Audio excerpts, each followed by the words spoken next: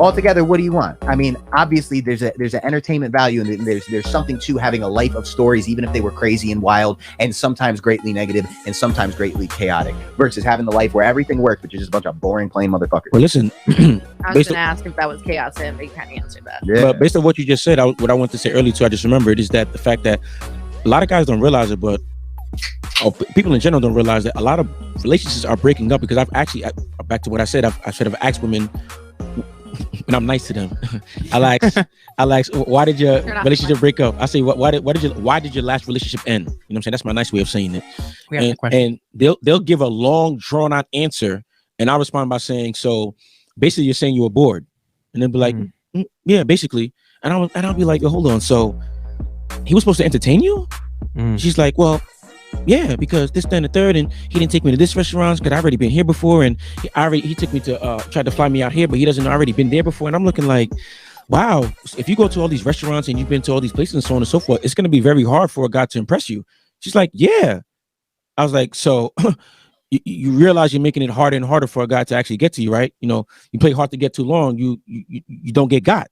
That's how you end up single at 50 with, 30 cats and all that. And that's a good example of another thing that women do not understand about themselves. It's not my fault that they don't understand it about themselves. Most women will tell you that it's a stupid idea to say that men and women in a relationship can't operate like friends, because it sounds like the cutest, nicest, emotionally satisfying thing to say my lover is my best friend. But when you're really best friends, like my brothers are my best friends. If I don't feel like doing something, I could tell them, like, bro, I'm just fucking beat and I don't fucking feel like doing it. I could like not do nothing fucking nice for them for fucking like 6 months. Like not a present, not a fucking I surprised you with something, not a like I did something for you just to surprise you so you'll still like me and be my brother. But on the opposite end, in a relationship, you have a duty to maintain attraction. So guess what? You go a full year without surprising your girl once with nothing, it's boring. But if we were homies, like the cute idea goes, instead of you being a different priority, my woman and my job is to maintain attraction. That is a response. That is like a job. You have to play that job in order to maintain your woman's attraction. If we're friends, you want to be friends, you want to set that tone with me as my woman, then I expect you to understand that I'm too goddamn tired to fucking tell you on any given occasion this whole month, hey, we're going out, I want you to wear your sexiest shit and I got a fucking surprise for you. Like, because I'm too goddamn tired, but we're friends, so I expect you to understand that. That's why we can't be friends. It's my job to maintain that attraction. Don't you want something exciting? Yeah, you want something exciting, so you don't need me to be your friend, you need me to be your man. No, well, like it's been said before, that there really is no benefit for a guy being a platonic friend with a woman.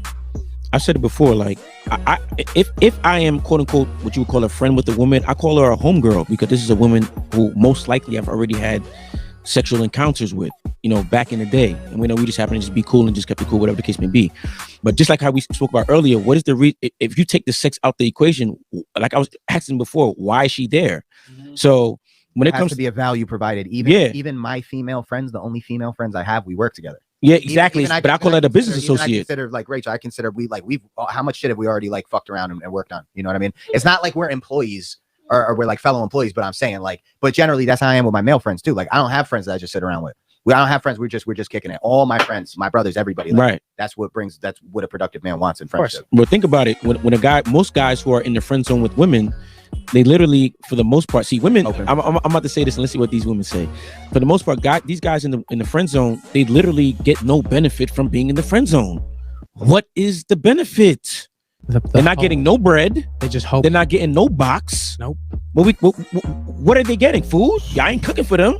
Y'all ain't cleaning their crib. You look like y'all ain't cleaning their car. And every one of your male friends are hoping you give it up. Well, I mean, why can't they just be content with friendship? Let me tell you why. Let me tell you what comes out of the friendship. Wait. Can I just give 1 second? These rhetorical questions. Go ahead. No bread, no box. You can completely go for it after, but say me and some guy are friends.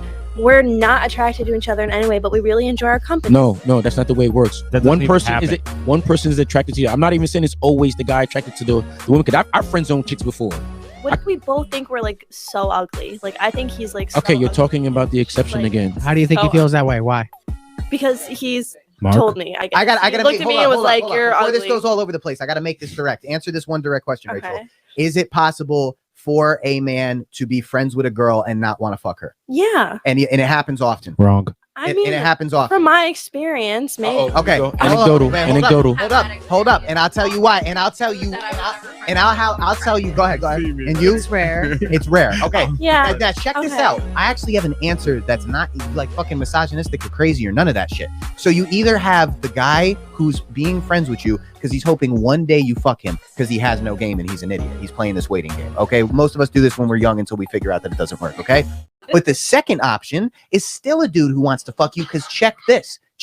Okay. If you're a good looking girl and a male friend really values you as a person, then he could be a lover boy who's thinking to himself, yo, it don't even make sense that we get along so well and we're not together. So one is just trying to fuck. The other one's actually looking at it from a fucking sweet point of view, but they both want to hit it. And the better question to ask is why the fuck, and this is usually like a young females game. So this is a question directed towards young females.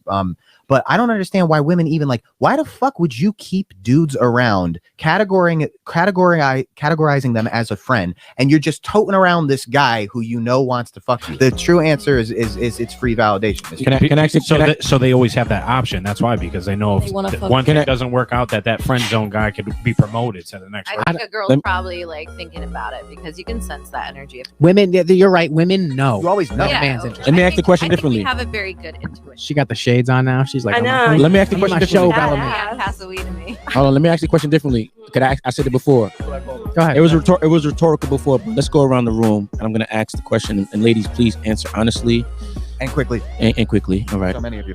What is the benefit of a man? Well, it's not gonna be a man being in the friend zone. A grown male, being in the friend zone with a woman. What is the benefit? What do men get out of it? What did they get out of Are it? you saying just like being friends with a man platonically? What is Platonically, never smashed, no nothing. What benefits does he get from that? Zero. Or the average, in friends. general, what's that? The same as he would with his other friends. Just I don't like. What? Be specific. What? Like just companionship, having someone to talk to. About what? What are we talking about? What do you talk with your friends about? I don't know. We might be talking about sports. We might be talking about smashing. We might be talking about. Low-key, I will say. Do y'all know who Lamar Jackson is? Wait, but I will say you get a little bit of game because you get a little bit of game. Low-key, when you have About to give me a game, you saying? No, I'm saying like when you have female, but when you have like low-key, when you have female friends or acquaintances that you could sit there and like have a decent conversation with, like one-on-one, have a conversation with. They'll give you a little bit of game, just like if I sit here and I talk to a nigga and I ask him a question about a man. If I ask a man a question about another man, he's gonna give me a little bit of game. You know what?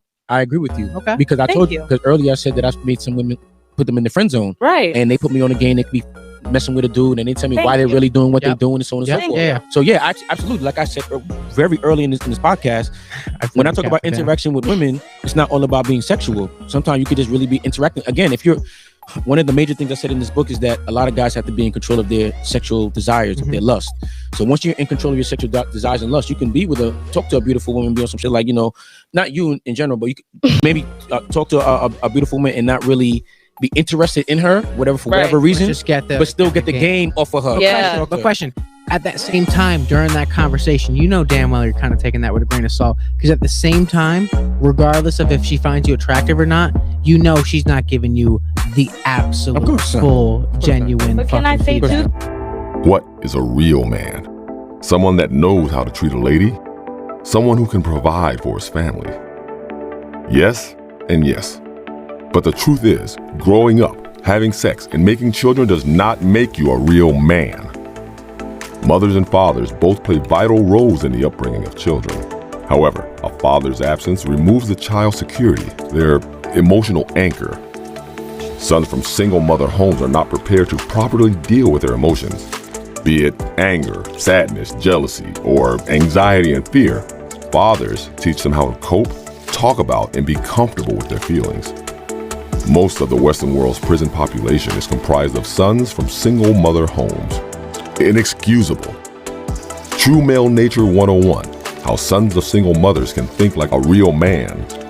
A step-by-step guide and new age encyclopedia focusing on true values of manhood. Read this book and follow its principles. It's time to become a real man.